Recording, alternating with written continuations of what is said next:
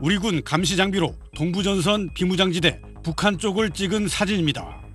갓 세운 걸로 보이는 창문 2개짜리 목재 시설물 주위로 군인 서너 명이 서 있습니다.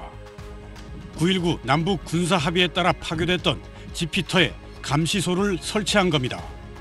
또 다른 지피터에는 얼룩무늬 도색까지 끝낸 감시소가 들어섰습니다. 얕은 흙벽을 사방에 두른 경계호도 만들어졌고 경계호 뒤 북한 군인들이 무반동총으로 추정되는 중화기를 든 모습도 포착됐습니다. 북한이 비무장지대에서 초소 복구와 중화기 반입, 주야간 경계 근무에 나선 모습 등이 확인된 겁니다. 북한의 이런 움직임은 지피 시범 철수를 약속한 9.19 남북 군사합의 2조 1항을 노골적으로 위반한 도발 행위입니다.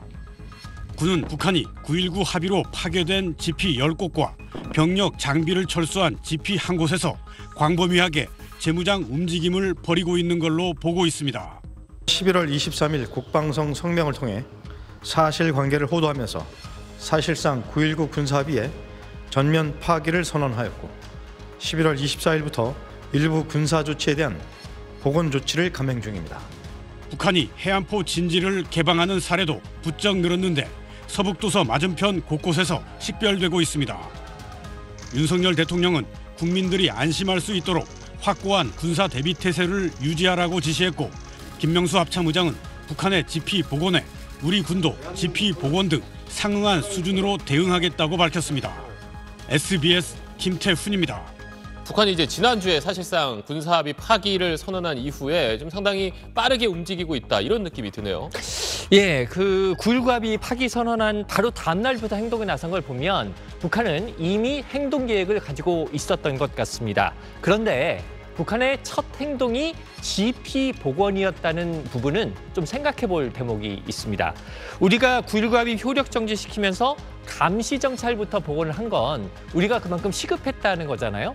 북한도 자기들이 생각할 때 가장 시급한 것부터 행동에 나섰을 텐데 그게 지피 복원이었다는 건 뭐냐?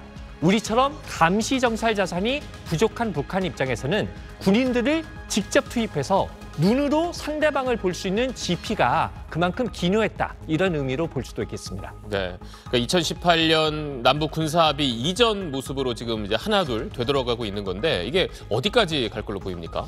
현재 9.19 합의 가운데 실질적으로 남아있는 건 2가지 정도입니다. 판문점 공동경비구역, 즉 JSA 지역을 비무장화한 거고요. 휴전선 인근에서 각종 군사훈련을 중지한 겁니다. 그런데 지금 북한 행동을 보면 JSA 경비병들을 무장시키고 비무장지대나 서해 북방 한계선 인근에서 포사격 훈련 같은 거 곧 할 가능성이 있어 보입니다. 이렇게 되면 우리 군도 거기에 상응해서 JSA 경비병들 무장시키고 백령도나 연평도에서 포사격 훈련 재개하는 방향으로 갈 것 같은데요. 결국 시간이 얼마나 걸리냐가 문제지 9.19 군사합의가 전면적으로 유명무실화되는 상황으로 가게 될 가능성이 높아졌습니다. 그러니까 사실 휴전선 부근에서 우발적인 충돌을 막자는 게 이제 남북 군사합의의 핵심 취지였잖아요. 근데 이런 조치들이 다 사라지고 나면 혹시나 충돌이 일어날 가능성도 좀 있을까요? 예, 북한으로서는 이번 사태는 남한이 초래한 거다. 그러면서 당분간 긴장을 계속 고조시킬 가능성이 높은데요. 북한이 보기에 우리 군한테 허점이 있다 싶으면 국지 도발할 가능성도 있고요. 우발 충돌의 가능성도 배제할 수 없습니다. 우리 군이 철저히 대비를 해서 북한이 혹시라도 다른 마음을 먹지 않도록 대비를 철저히 해야 될 것 같습니다. 네, 알겠습니다. 지금까지 안정식 북한 전문기자였습니다.